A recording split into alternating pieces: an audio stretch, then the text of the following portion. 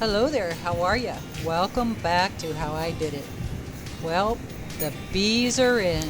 The U.S. Postal Service delivered it to my driveway in the middle of town. I brought them in. It's a pretty toasty day. It was right at about 90 degrees out there. This is my 3-pound package of honeybees. Having a little snack there. Alrighty, here is just a video of me coming onto the property. I moved the flow hive from the front area by the barn to the north pasture out. Most of the trees out here are pine trees, so we call it the pine pasture. And of course Stella, she's guarding the bees. Now, I had my bee suit on, was all pretty much ready to go. So, 50-50 mix of water with sugar. There is my 3 pounds of bees. Take this off. So I broke my wrist, actually my hand, but to be protected, I wanted to go ahead and get all that off and go ahead and put those gloves on. So, I need to cover them up and protect. Now, with these bees, where the red label is at on the top, that's going to get pried off. The can that you saw on the close-up in there is what they've been eating during their transport with the Postal Service. And in 50-50 mix inside that spray bottle, what you do is knock the bees down, spray them through the outside part of the package. Now, if you have a real warm day like this, the water's not or the sugar's not of that big of a concern, but if it's a really cool day, you want to be careful not to get them a chill. So I'm just finishing with this suit here. And of course I thought I had it running and I didn't. So the first shows prying off the 1/4-inch plywood. The second one shows prying out the can. And then you're going to just take that piece of wood and slide it back over the hole. And then where the queen bee's in there, you're going to work the staple out of it and then pull the queen bee out, again putting that plywood back over the top of the hole. So there's the can that was in the center that I was talking about. And there's the queen that I was talking about. So this is a can of syrup. There's a couple holes punched in the bottom that they'll feed out of. Here's the queen in there, and on the candy side I took the cork plug thing out of it. So now we're going to sit her down there like that to kind of hold it in place.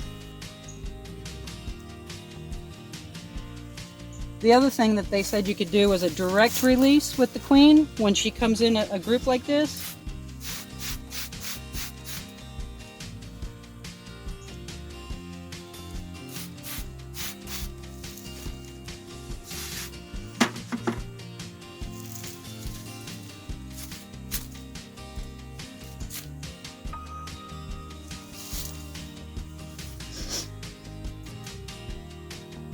Okay.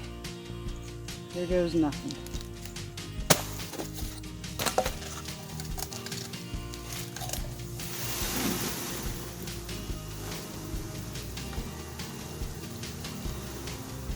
And then you just let them come out and go down into her.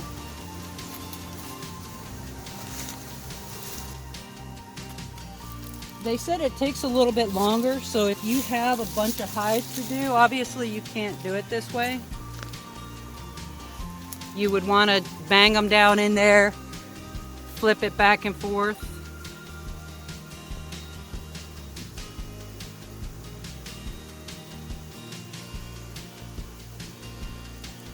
So we'll see how long this takes. We're at 5:48.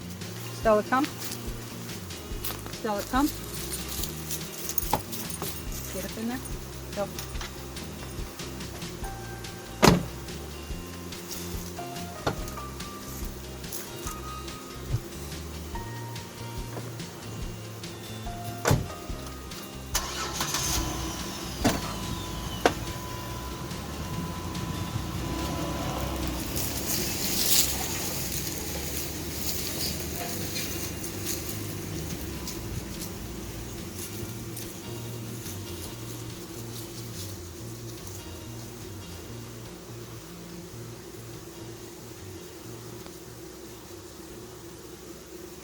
I started out opting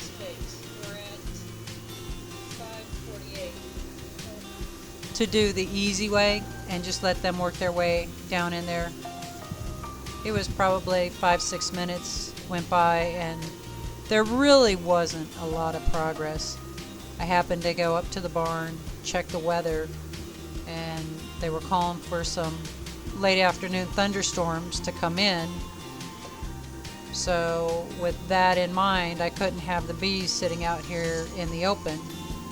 So I opted to go ahead and just tap them down in there and do a, I guess you would call it a typical release. Now the other thing that you could do with it right here like this, if you were to put another deep Langstrom box around the outside of that and then just put your lid on top, I guess you could actually put your spacer with your feed on top, they would eventually come out. The only problem is you have all that open space, and I don't know, I wasn't real comfortable with it. Like I said, when I went up there and I saw that we were supposed to get some weather in, and you could see the dark clouds starting to move in, so I opted to do the tap. So you take the box, and you'll see when I come back out. And now is a good time. I mean, if you want to watch it, continue watching it. Otherwise, you can just fast forward it. Set your little speed down on the right lower bottom of your screen to a faster speed. Or even grab the cursor and slide it over to the next thing. This is just kind of cool looking at the bees kind of hanging out in there. And it was pretty amazing. Even when I did set the bees out on the ground before I took the sugar out of there or the queen out, there were bees in the area that were flying around me.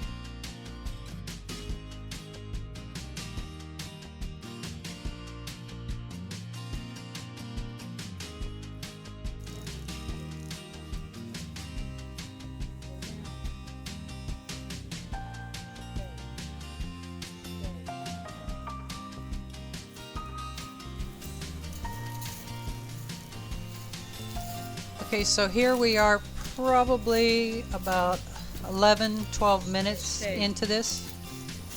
Not much progress. So I decided I was going to do a direct release with the queen.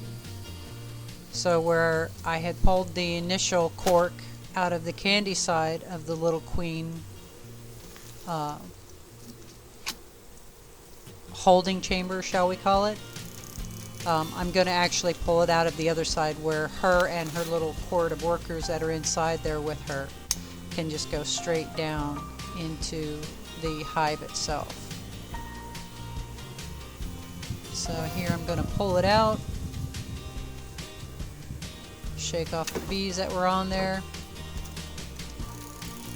and then just pull that cork right out and face it down in so she can just crawl straight out with the rest of her workers and get to work.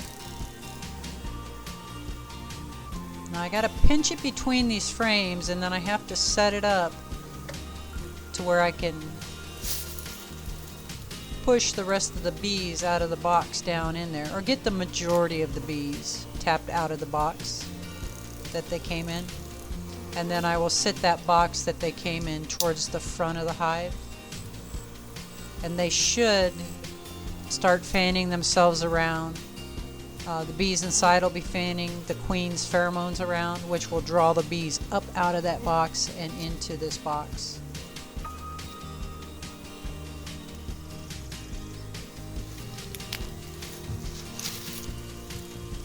I just put my hive tool on there to hold it until I can get the other frames pushed back in there. That way she doesn't go flying down into the bottom of the beehive.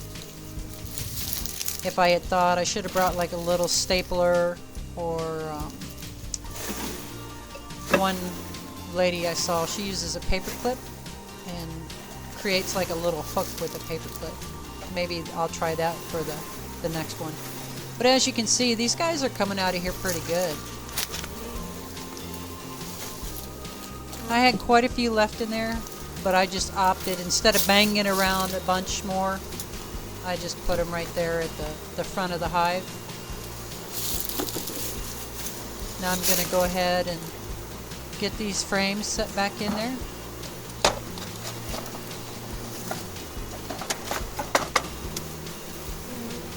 Then spray, give them some sugar water, keep them down in there, keep the others going in there to get something to eat.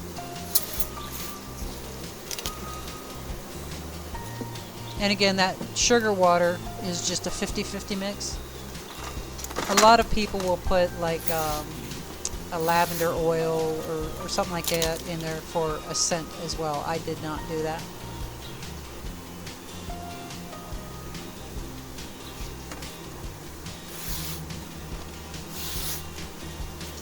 Now if you're looking for these nice heavy-duty spray bottles, if you go into the back of Walmart in their automotive section, they're in there for like $2.98. It's the best spray bottle I have ever seen. Heavy duty, sprays nice, great wide mouth to fill your liquids into it. No, I'm not sponsored. That'd be nice, right? Okay, here I'm just trying to be real careful that I don't squish any of the bees. And then I'm pushing the frames over. Keep everything nice and tight. They say that bees have like a bee space need of like 3/8 of an inch or something like that. Basically, when you push these in close to each other, it gives them the exact space that they need.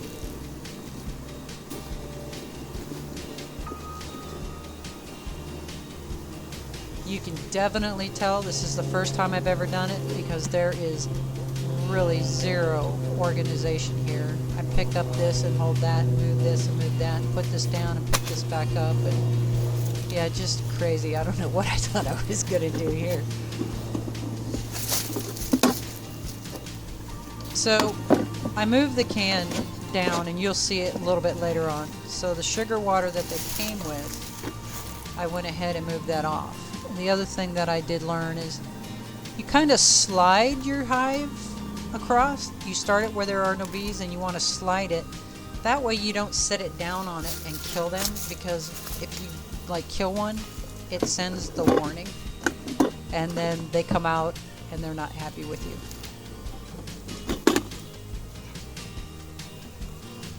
I was also pretty surprised. You know, you get a mosquito that's constantly buzzing you, or a fly. You know how just that sound just kind of drives you crazy? This did not. I don't know if it was the suit giving a sense of security or what, but it was very, very comfortable to work in. And this is the vented full bee suit. I ended up ordering a 2X so I could use it as well as my son. My son's 6'2", you know, typical big, tall fireman. And so this fits my short, squatty butt. It fits his tall, skinny butt. So now what I'm doing here is taking the liquid that I put in the spray bottle. Instead of wasting it, I'm just going to go ahead and put it in there for the bees to eat. And I'm also going to use that other gallon jug that has more of the sugar water in there. And I'm just going to top this off. I don't have any started frames, you know, where there's any brood or any honey or resources, whatever, in it. So doing this with their trip, you know, it gives them that instant food source.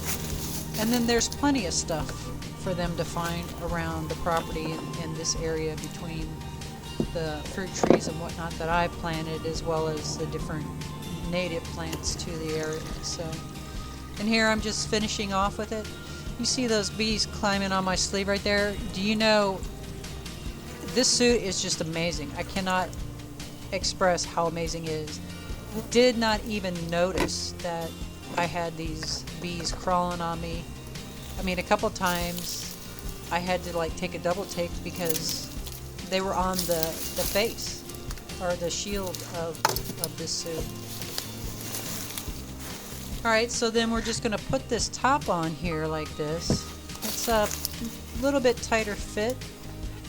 Like I said, the feeder frame is not quite as long. It's as wide as this flow hive, but it's not as long as the flow hive.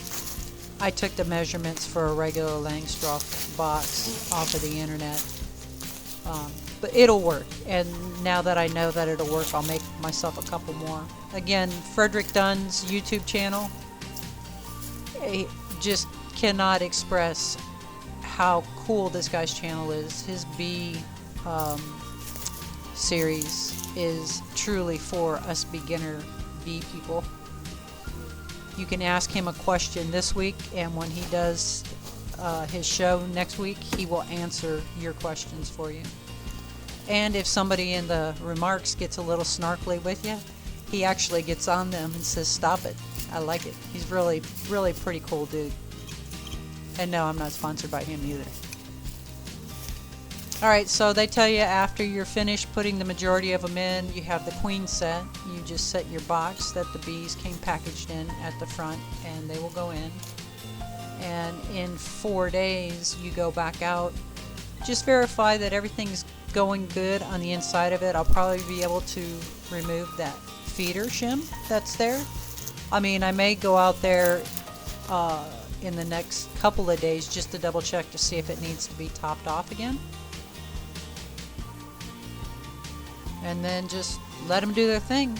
And I anticipate probably, you know, a month or two from now, when they really get themselves well into full spring mode and get themselves established, then I can actually add the flow frame up on the top.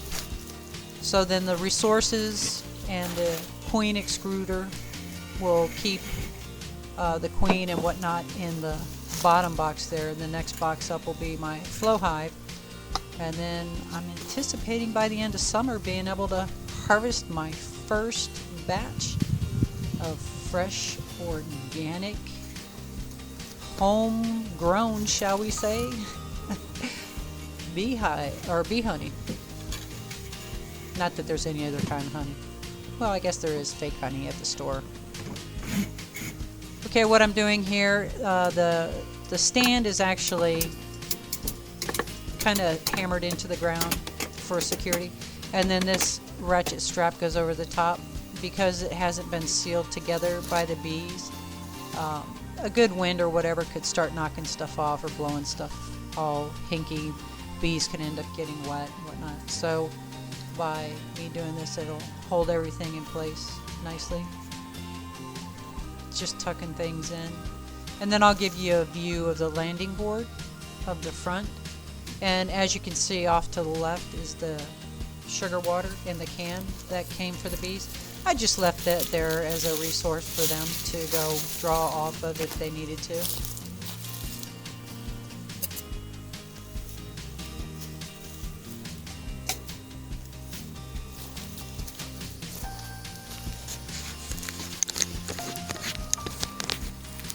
Whoa, make me dizzy. Thought I turned that off to move that. I guess I did not.